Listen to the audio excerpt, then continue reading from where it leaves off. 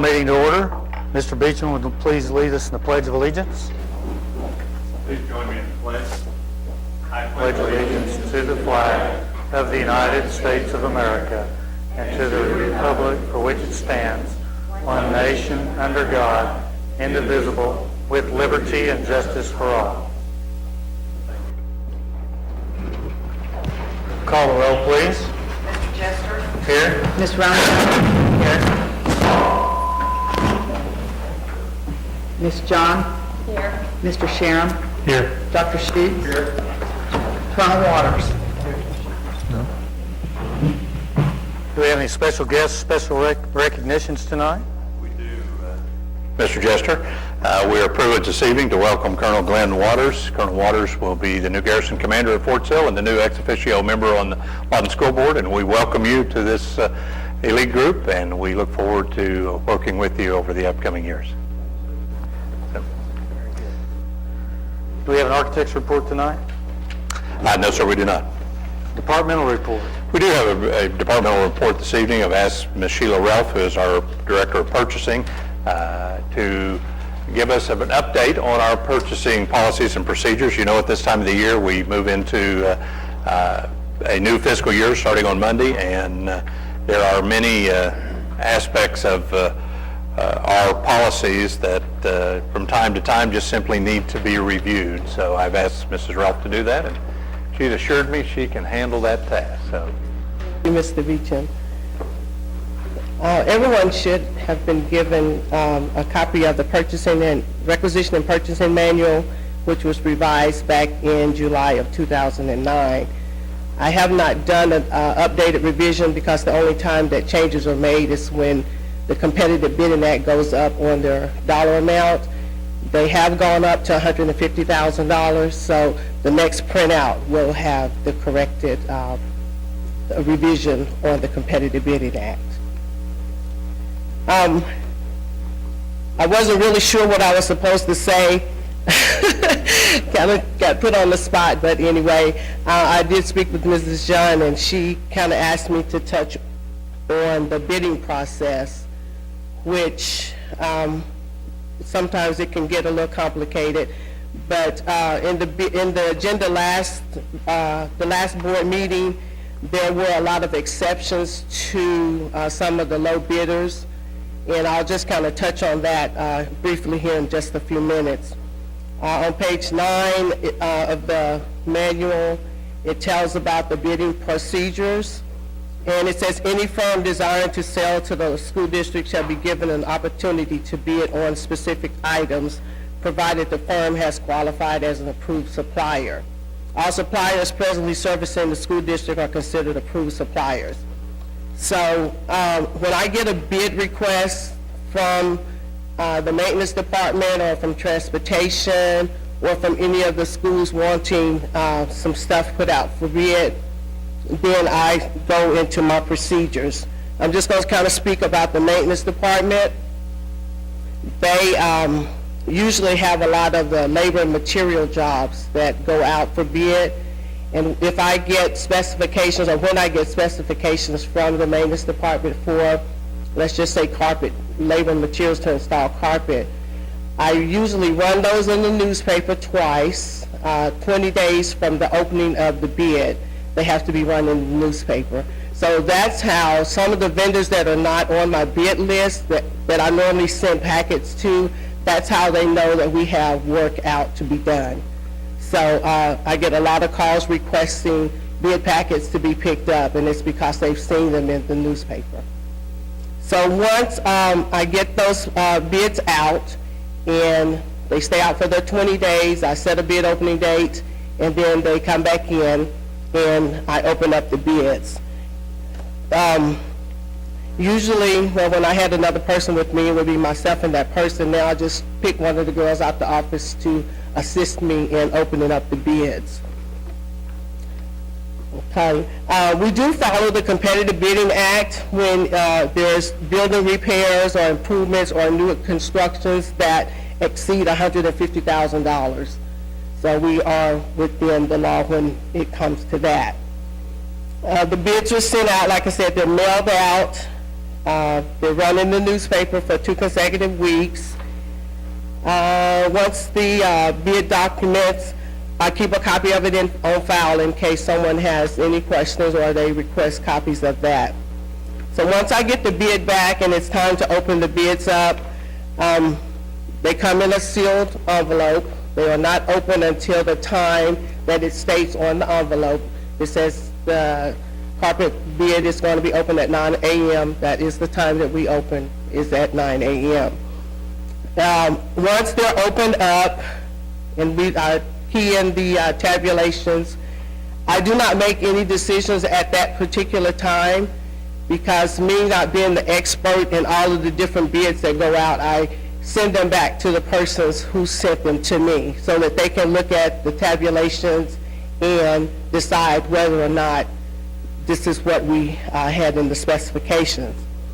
I know there were a lot of exceptions in this last board minutes because there were some items in there that were not to specifications, and some of the items were, I think Mrs. John said she didn't know that there were so many different types of toilet paper or trash bags or something, and there are, you'd be surprised the sizes. If we spec a 4.5 by 4-inch roll of toilet paper, that's what we expect pricing to be on. They will send you a 4.0 by 3.8.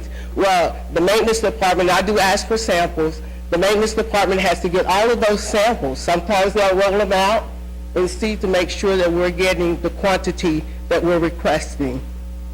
So that's why there were a lot of exceptions to the rules per se that the maintenance department was requesting. We request samples. If they're not to spec, they're just not to spec, and we're not going to accept anything that was not to specifications, especially if someone is bidding to the specifications. Also, do you all have any questions on that? I know I'm kind of going kind of fast here. Okay. Also, I just wanted to touch briefly on, in the agenda, there were also a lot, well, not a lot, but quite a few items that were awarded because of 5% local preference. In our Lawton Board of Education Policy and Procedure Manual, CHC-R, bids and quotations, it says if a local vendor bids within 5% of the low bid, the board may award the contract to the local vendor. So that is board policy, and we do have some vendors that will put that on their invitation to bid, that they would like for us to use the 5% local preference. So what that means, I'll just give you a quick example. If vendor A bids $12.50 for an item, vendor B, who's the local vendor, bids $13 for an item, you would take the low bid, which is the $12.50, multiply it by 1.05 and hit equal. And if that low bid, if the local vendor's bid is within that percentage, which that particular example, if the low bid, the local vendor, is lower than $13.13, then we can award that to the local vendor because of the 5%. In this specific example, the local vendor bid of $13 is lower than the $13.13, so we could, if board agreed, award it to the local vendor. Now, the setback on that is that it will cost us $25 more to award it to the local vendor. But the plus side of that is that the local vendor pays property taxes and ad valorem taxes, which the school district is running off of. So that's one of the good things about awarding to a local vendor. And another thing about the bids is that it says, as a normal practice, no award will be made at a bid opening, which I stated that. An announcement will be made that the staff will analyze all bids and make a selection. All bids will be submitted to the Board of Education for approval before the award is made. The right is reserved by the Lawton Board of Ed to reject any or all bids. So it's clearly left up to you guys once I put it in the agenda whether or not we can go with what is marked. So think I've covered just about everything briefly. Are there any questions, Ms. John? Or anyone? Any kinds of, no, I'm kidding. But if you do have any questions, I know I just have given you guys the books, but if you have any questions, please feel free to call me. I'm at extension 211. I'm Sheila Ralph.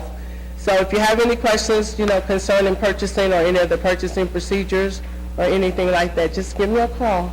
Well, Thank you. I do appreciate you coming, because I don't know how often I'm asked about the bidding process and how to be a vendor, and I just refer them to you, but I think it's a good idea to have that transparency out there, so thank you. Thank you. Appreciate it. I would add to, thank you, Mrs. Ralph, I appreciate that. One thing I would add to that, in our bidding documents, we do have insurance requirements for vendors as well. In order for them to bring vehicles on, we have to be protected in ways. Many of our vendors cannot meet those stipulations, even though they might sell the product, they can't provide the assurances of insurance and so forth. So if we don't require that, then we assume the liability of their actions while they're on our property, which is a whole nother situation. But there is a great deal of work that goes into processing the bids and information that comes into the district, and I applaud the business office. They handle it quite well, and it is amazing how many different kinds of toilet paper there are out there. But it's not the only category where there's a lot of different kinds of something to judge. And there are different layers of thickness, even to plastic bags or trash bags, and the specs that we have for that. And so I think one thing I do want to make this vigilant on is getting the best quality for the best money, for the best value for our district, and that's important to state. Sounds to me like they're doing I think they're thorough doing a great inspection. job. it's not the unrolling of it that's difficult, it's a rolling it back up.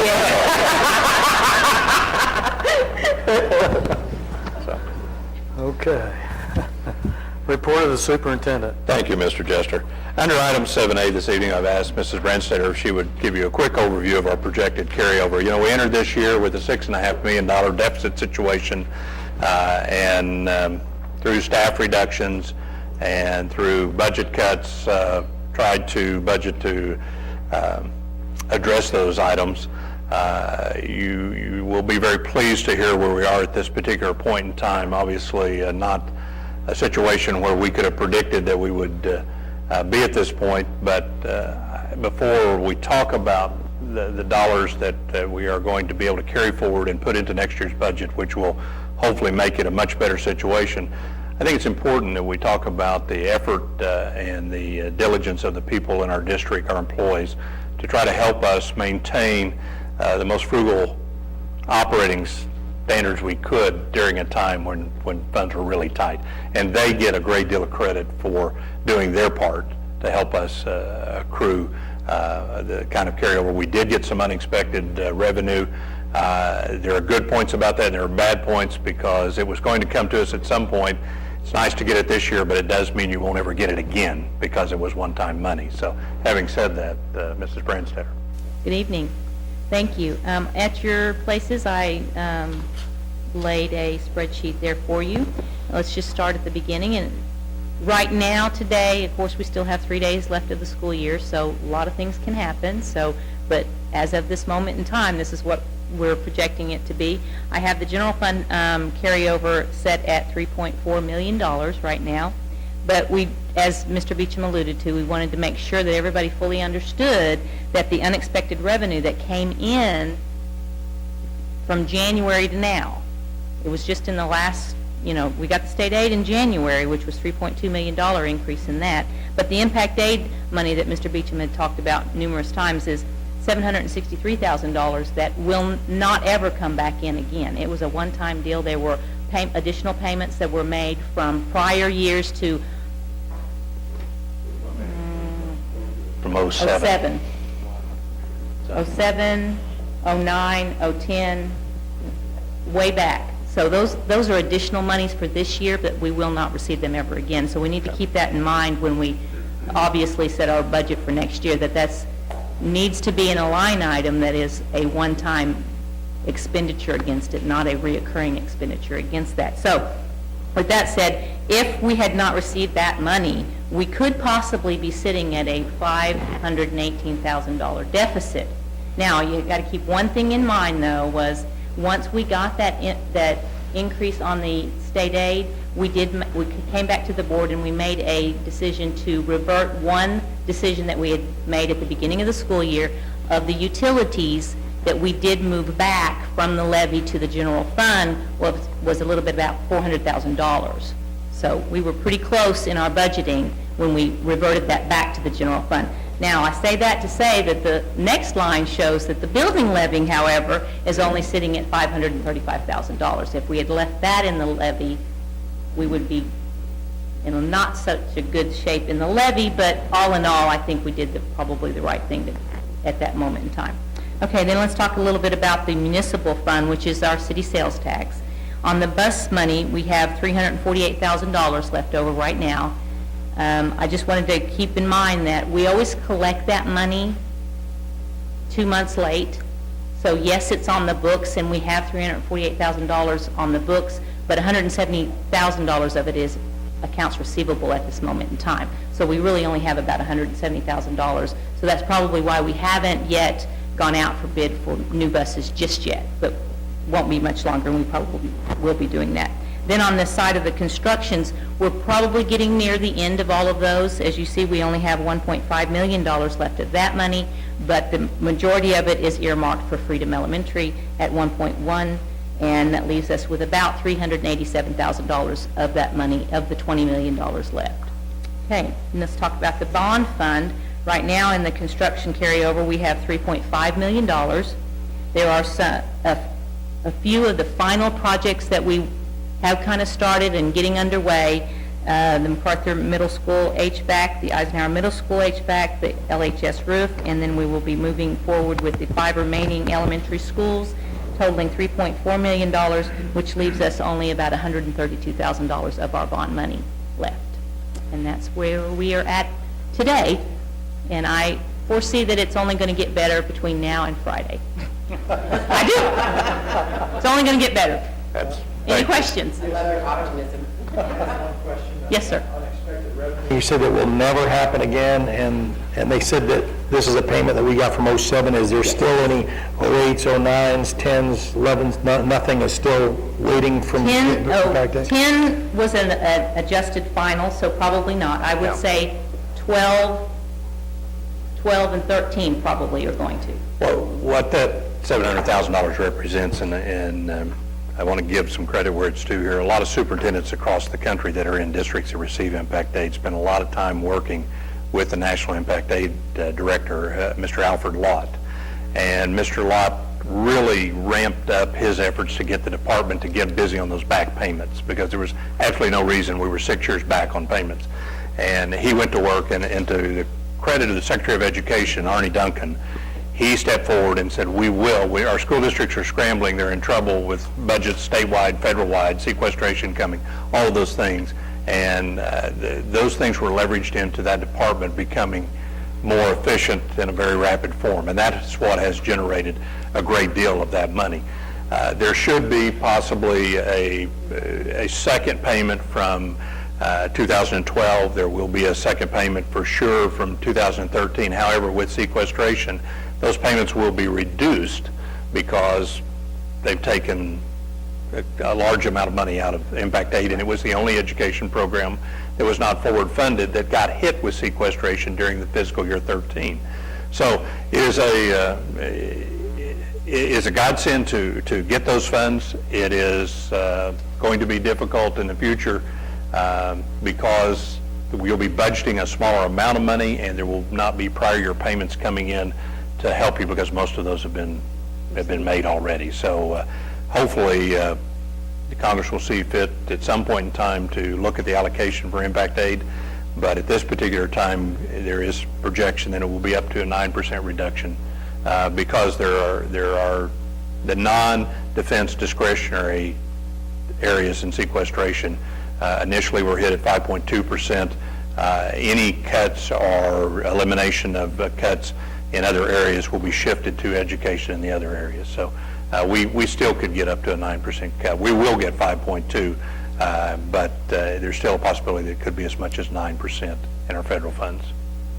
So that's a lot of money in our district. I thought we're going to have good news between now and Friday. Well, the good news is you're entering next year in better shape than we've entered a school year in 6 years, since '07. Absolutely. This is the best year we've had going into the next one. The bad news is there are a lot of holes and gaps to fill and plug and get us back on the level playing field, and it's going to consume a great deal of this. But at least it's going to be back closer to the level playing field and not just a gaping hole Trying to like we've catch been up. dealing with. So that is the good news. But again, Mrs. Brandstadter's work, the work of all the people that in our buildings, they made it happen, and they did it with limited resources, and they're the ones that are the heroes here. And this extra little bit of money that has come in, and it's not a little bit, but this extra money that's come in certainly is going to help right the ship to some degree, but it isn't going to make us flush. It isn't going to make us put us in a situation where we have a carryover that a district this size should expect to have. We still need for the state to step up and fund the schools appropriately, and that's the bulk of our funding, obviously. So, Thank you. thank you, Diane. Brandstadter. Under item 7B, I would ask your consideration action to approve the revised contract for Crossroads Youth and Family Services Incorporated for the sale of Howell Elementary. You received a copy of that. Should be one at your place this evening. We do have check in hand. We had put in the previous agenda the revision that was being made that was approved, but Mr. Wade had to rewrite the contract as a result of the approved revision, and that's what this is, and we just simply need you to approve the final draft of the contract. You've already approved the terms under which it was done. We just need for you to approve the contract. Second. Call the roll, please. Mr. Sharon? Yes. Dr. Schuh? Yes. Ms. John? Yes. Ms. Romeo? Yes. Mr. Jester? Yes. Do we have any items that need to be removed from the consent agenda? We do have one item in the consent agenda under item 4. Took off my glasses too soon, can't see. Actually, it's under F4. It was in the package you received. It is the insurance recommendation, which was sent under separate cover to you. In that particular bid, there's some considerations that we need to discuss, but you may want to vote on the consent agenda with that removed prior to doing that. Okay, I make a motion to approve the consent agenda with this item, with the insurance removed, the insurance renewal proposal. Second. Call the roll, please. Ms. John? Yes. Mr. Sharon? Yes. Ms. Romeo? Yes. Dr. Schuh? Yes. Mr. Jester? Yes. Thank you. Mr. Larry Neal is here this evening to help make sense out of this. What I would like to ask you to do, if you would, is refer to the first page of the supplemental information you received, where you will see Zurich Property and OSIG program. Option 1 recommended, option 2 is an alternate to be considered as well, and then there's an option, a property option down at the bottom that truthfully we will not even want to bring to you to consider, but he was kind enough to gather the information. Under option 1, there is a deductible of $500,000 per occurrence for wind and hail damage. Of course, that would be your major storms, your tornadoes, the things like we experienced last year at MacArthur High School when we lost the roof. That was a $560,000 loss. Had we had a $500,000 deductible at that point, we would have gotten $60,000 in insurance. We would have eaten the rest. Fortunately, actually it was a $600-something thousand loss because we did have a $100,000 deductible, and we got $560,000 in return. Option 2 is a proposal, and I'm going to let Mr. Neal explain this because he's the expert in this, that gives us an opportunity to maybe reduce our deductible to reduce our exposure, but it does increase the cost somewhat. So it's Mr. Neal, if you'll take us through. Actually, good evening. If you all have the blue sheet, under option one, that is the $500,000 wind and hail deductible. What we're asking you to consider is a policy called deductible buyback. We can lower our deductible from $500,000 to $100,000 by purchasing a $400,000 deductible buyback. I'm recommending that we purchase that times 2, because you can run through that pretty quickly. But a $400,000 per occurrence deductible buyback times 2 would cost $153,000.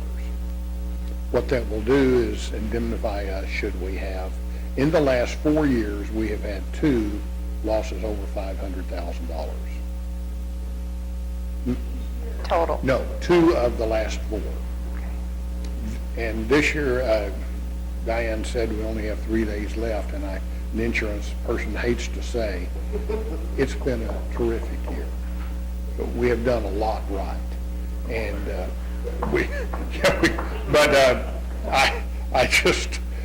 so what we're recommending is the $400,000 per occurrence times 2 deductible buyback, which will lower your deductible back down to $100,000. Now, it will only give us $800,000 worth of cushion. So if the worst tragedy in the world happened, we would have to either endure the large deductible or repurchase a deductible buyback for the remainder of the year. Hopefully that doesn't happen, but we just saw 2 occurrences happen pretty quickly in Oklahoma City. George, do you have a question? Okay. Still looking at it. I actually do have a question. Is that for our entire district? Yes, ma'am. Okay, It so sets it's not down on per top of- property or No, per- it sets down on top of $575 million. Okay.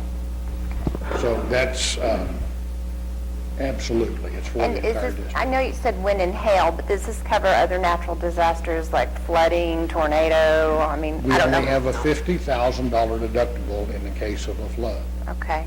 This, because of the situations that have happened in Oklahoma, and especially in Moore, they're putting a special wind and hail deductible on most policies. You're starting to see it on your homeowners policies and your commercial real estate. It's going to be more and more prevalent in Oklahoma. Now, I will tell you, this is a sidebar, but in August, the insurance industry is getting together in Oklahoma, around the coastline of our country, where we have hurricane exposure. They have a thing called a windstorm pool to help indemnify people in case of a hurricane. We are going to develop one in Oklahoma.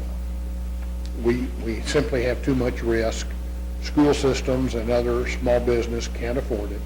So we are going to create a reinsurance pool that we will be able to participate with to help indemnify you for this. We're just caught short this year. The insurance commissioner has already called the committee. It will meet in August for the first time. So within a few months, we will have an insurance pool. The other option, option 2, is slightly less premium. It lowers your premium by only $15,000, but it would be a 1% deductible with a minimum of $100,000. And so if one of our junior highs got hit and it was insured for $30 million, you could have a 1% or a rather large deductible, which we don't want to pay. Now, we have also measured, Lawton's an unusual town because of Fort Sill along the northern border. Our town being long and thin, we have measured the exposure of the 3 clusters, the 3 clusters being the Eisenhower cluster, this Lawton High and Shoemaker Center cluster, and the MacArthur cluster. So if a tornado stayed on the ground for 6 miles and was 1 mile wide, it could damage as much as $325 million worth of property. We just saw that happen, and we lost 2 grade schools and more, but the second tornado hit 5 of the 7 buildings at Canadian Valley Technology Center and created a situation that, because of this cluster effect of a technology center, it pretty well wiped it out. If I made some sense on the deductible buyback, it's going to simply indemnify us up to $800,000 for recurrences. Recommendation though, Larry? I'm going to recommend option number 1 with the $400,000 per occurrence times 2 aggregate, which would be the That's $153,000? $153,000 deductible buyback plan. That gives us that extra cushion that I just don't think we can take that risk. Now, as far as the rest of the year, or what we've done after the Moore tornado, and actually Barry and other members of the district have sat down and planned Freedom Elementary. So we know what a very modern elementary school will cost. We have increased the values of the other properties in the district, especially the high schools and the middle schools, to approximately $200 per square foot. Because that's simply what it costs to build it back according to all of the standards you have to bring it to. That created an increase in the overall blanket of $62 million on the property, and we increased the contents by $11 million. I know that Fort Sill keeps giving you wonderful gifts. We heard of some laptop computers that without disk drives, but it doesn't take very much to bring those up where the kids can use them. But when you start getting 200 at a time, it creates a lot of contents in these schools that sometimes you don't think about because they didn't actually go through purchasing the way they normally would. The actual rate increase this year was only 1.5%. But what the difference is they are putting a larger deductible on us.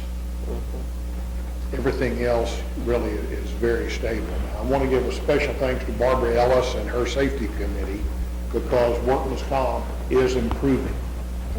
It's we are having today the best loss year we've had in 9 years. And so the different schools, it's a rather large safety committee. They have their own newsletter. We've given out T-shirts and mugs and all kinds of thank yous to the people for safety, and you're finally seeing a difference. And I have already talked to the workman's comp people. This is the first year we've had less than 600,000 in losses in 9 years. Wow. Very good. So that's, Great job, we've had we've had as high as 2 million. And I talked to the engineer the other day. You all, through some help from the workman's comp carrier, you all have a safety engineer that comes down to coordinate these meetings, and Barbara walks through the schools with him and looks for safety hazards that make a difference. And we've already talked to the workman's comp people about next year being able to get a meaningful offering to the schools for what you've done. Larry, just to clarify, I just want to make a quick comparison between option 1 and 2. In this worst case scenario, we have a huge tornado that wipes out all 3 corridors or does, almost as much damage as possible. Under option 1, we would have a $100,000 deductible. $100,000. And under option 2, we'd have a $325,000 deductible.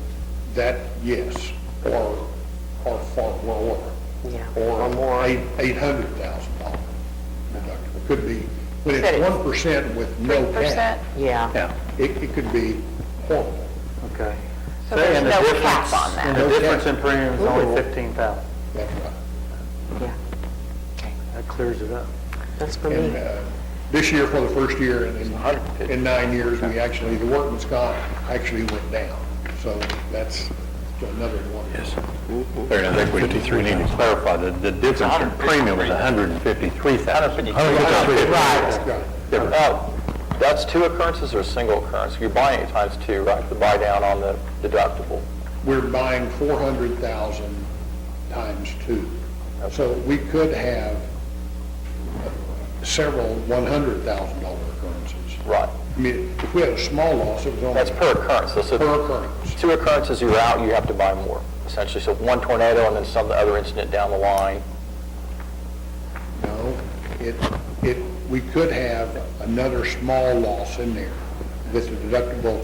This aggregate, this 400,000 is an aggregate amount that can be used during the year to be multiple occurrences. Okay. You know what, Larry, what the premium was this year by chance on our coverage for the district? The premium, do that.